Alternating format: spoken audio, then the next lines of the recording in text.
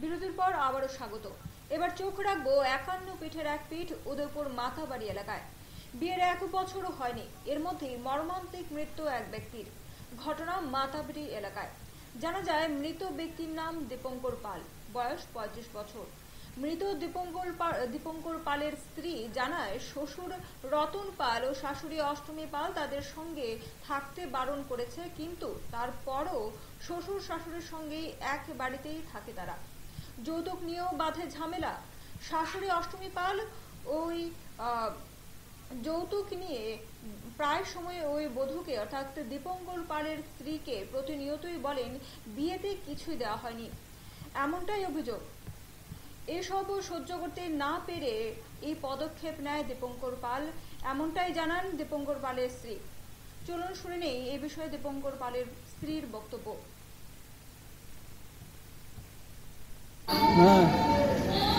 আমার বিয়ের সাথে বছর আসে না, আমার শাশুড়িকে আমি ভালোবাসতাম গা, আমার কি তারা আনছেনি, আমি কিনে নিতে উজ্জা গেছি তারা বাড়ি। আমি আমার বেড়ার লোকে যাইতাম গা, আমি কিনে নিছি, যেদিকে যাদিকে যাইতাম গা এমনি আমার লাইনটা দিয়ে আইব বোর করে। আমার পিন্ডায় যাইতাম প্রতিদিন গা, কিনে তারার লোকে খাইতাছি, আমি কিনে তারার লোকে খাইতাছি। আমার পিন্ডায় যাইতো গো, আমার মা বাবা কিচ্ছু দিছে না, বলে দাঁড়ারে কোনো কিছু দিছে না। আপনি কি ভালোবাসা বিয়েছিল? কত বছর হয়েছে আপনাদের বিয়ে? 1 বছর হয়েছে। কি নাম? শাশুড়ির নাম কি? শাশুড়ির অষ্টমী পাল। শ্বশুর আছে নি? কি নাম? আজকে রতন পাল।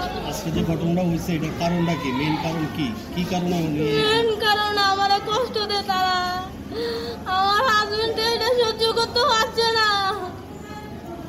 আমারও কইছে এক লোকে খাইতাম, আমি কইছি তুমি এক কাম কি করতেছ, তুমি আমার এই কথা কেমনে কইছো, কোন মুখে কইছো? আমি কইছি না, এবারে আমার তুমি যে করো আমি খামু, আমি তোমার কষ্ট সহ্য করতাম পারি না, তুমি নালে কো আমার কোন কেন আমি তোমার দিয়ে। আমি কইছি না। আপনার হাজবেন্ডের নাম কি? দীপঙ্কর পাল। বাড়ি কোন জায়গায়? বাড়ি উক্তাল পাড়া। বয়স কত হলো সবাই?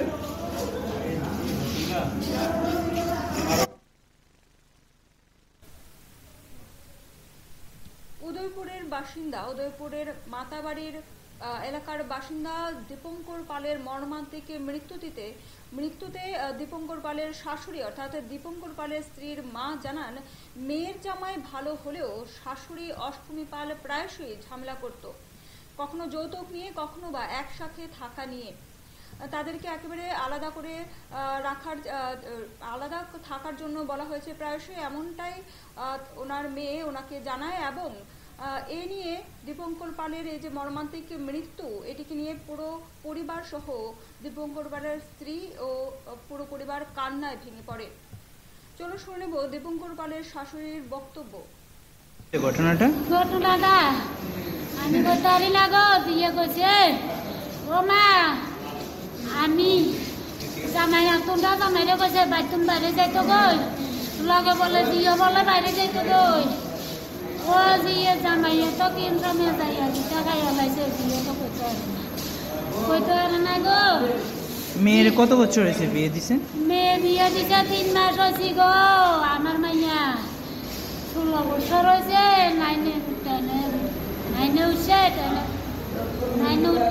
বিয়ের পর থেকে নাকি বাড়িতে অশান্তি চলছে, তাকে নিয়ে আপনি? অশান্তি চলছে, আমারে কইছে না বিয়ে একটু কইতো মা, মাডা বালা না, মাডা উশৃঙ্খল করে, মা অল্প বাংলা মত খাইয়া উশৃঙ্খল করে। আমি কই জি তুই কিচ্ছু কইস না, জামাইরে ডাক দিয়া রাখিস। কই আমারে কই মা খাইয়া খাইয়া বেড়া বেড়ে কোনো গা উল্টাই থাকে, জামাইরে দেন না আর এমনি করে। টাইম বলছি তুই কিচ্ছু কইস না, তুই করে থাকিস, জামাইরে রাখিস। আজ কেন না যে জামাইরে কইছে বাইরে যাইতো গই, তো জামাই বাইরে যার গাড়ি কইছে জামাইর লগে তুইও যাবো। এবার দিদি কইছে আমরা কি যে বাইরে যাইতাম এই কথা কইছে না। এবারে এবার জামাইয়া কইছে জামাই ন জিয়ে কইছে আমরা কি যে বাইরে যাইতাম।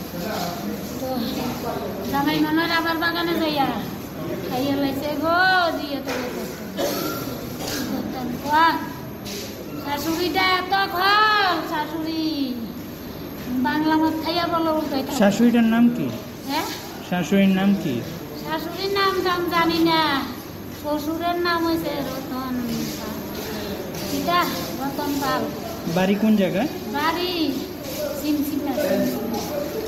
বাড়ি সিমসিমে। আমার মাইয়ারে ওলাই কলম্বন দি বাগানি যোগে আমি কোথায় মাইয়ারে বাগানি যোগো। যে মারা গেছে ওনার নাম কি? দীপঙ্কর পাল। দীপঙ্কর পাল। যৌতুকের কারণে হারিয়ে গেছে এক তরতাজা ৩৫ বছরের তরতাজা প্রাণ দীপঙ্কর পালের। মাতাবাড়ি সংলগ্ন এলাকার বাসিন্দা দীপঙ্কর পাল সেই যৌতুকের কারণে এবং পারিবারিক ঝামেলার জেরেই কিন্তু এই পথ বেছে নিয়েছে। যৌতুক একটি সামাজিক ব্যাধি। এটি যত দ্রুত সমাজ থেকে দূরে ফেলা যায় তত সমাজের মঙ্গল। যৌতুককে শুধু সমাজ থেকে নয়, প্রত্যেকটা মানুষের মন থেকে, প্রত্যেকটা মানুষের জীবন থেকে দূরে সরিয়ে ফেলা প্রয়োজন। ফিরছি একটা ছোট্ট বিরতির পর, ততক্ষণ পর্যন্ত সঙ্গে থাকুন।